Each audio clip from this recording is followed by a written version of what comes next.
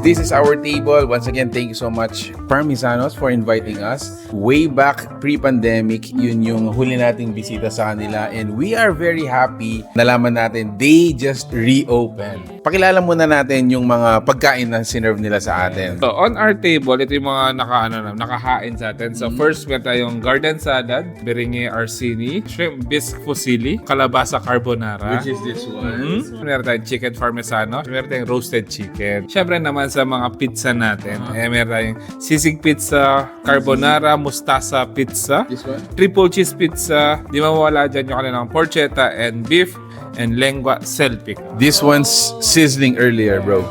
For the drinks, we have Sicilian Peach Ale, Bianca Tiramisu Affogato, Noche Latte, Dark Mocha Pistachio, and that one is the Milano Parmigiano.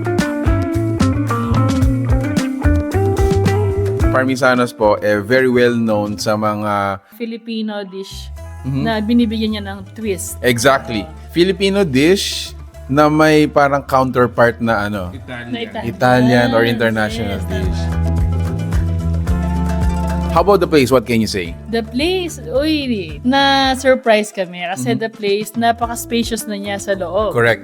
And very welcoming siya.